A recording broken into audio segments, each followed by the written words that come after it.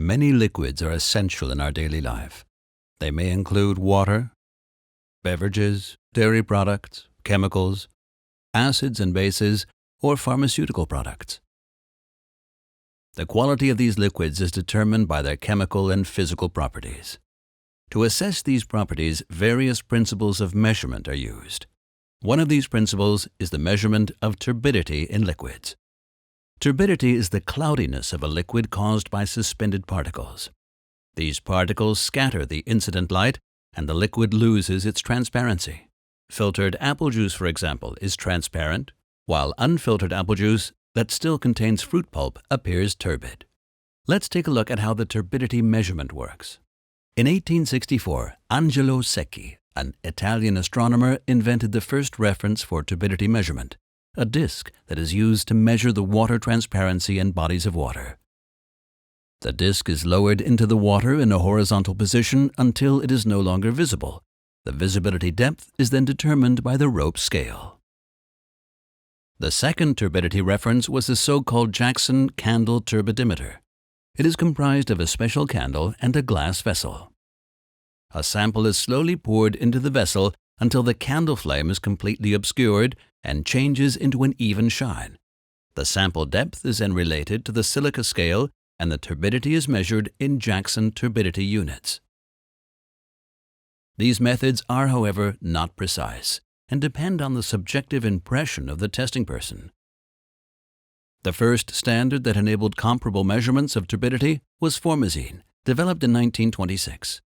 Formazine is still accepted today across the water and process industries as the leading standard, as it is the only standard that can be produced with a high reproducibility under ideal conditions.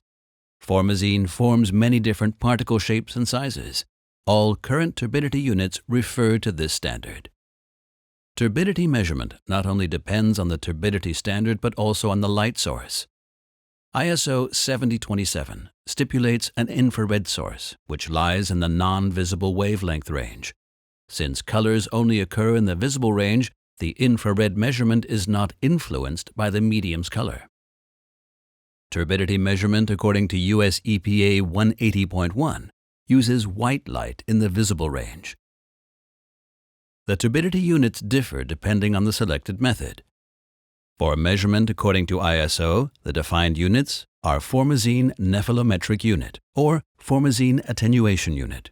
For measurement according to EPA, the unit is nephelometric turbidity. The most widely used measurement methods for turbidity are scattered light measurement and attenuation measurement. First, let's take a closer look at scattered light measurement. Using this method, either the forward scattering, backward scattering, or the 90-degree scattering is measured. The standard method, according to ISO 7027 and EPA 180.1, is the 90-degree measurement. Here, the detector is positioned at a right angle from the light source to measure the light scattered to 90 degrees from the incident light. This method is suitable for low turbidity values. In applications with higher turbidity values, sensors are used that measure backscattering at 135 degrees, for example. Very turbid media contains so many particles that the main part of the light beam is backscattered. This means differences in turbidity can be detected much better in the backscattered light. Sensors that are equipped with 4 detectors measuring at 90 degrees and 135 degrees are able to cover a wide measuring range. Now let's take a look at the attenuation measurement, also described in ISO 7027. Here again, a light beam is radiated through the medium. However, in contrast to the scattered light methods, the transmitted light is measured because the detector is positioned in one line with the light source. This method is suitable for average to high turbidity values because it delivers definite results and offers high reproducibility. The signal curve of turbidity sensors depends on the method used.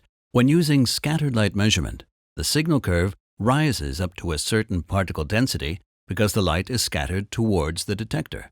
When the particle density increases further, the measuring signal weakens again because the light is scattered so strongly that the radiation no longer reaches the detector.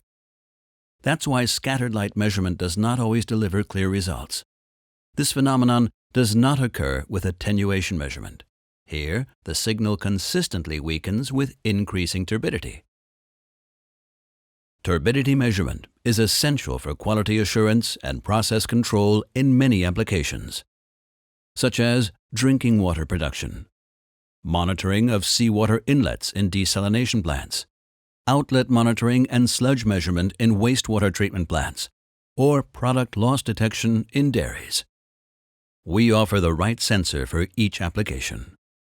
For further information on liquid analysis and turbidity sensors featuring MemoSense technology, visit the Endress & Hauser YouTube channel or endress.com.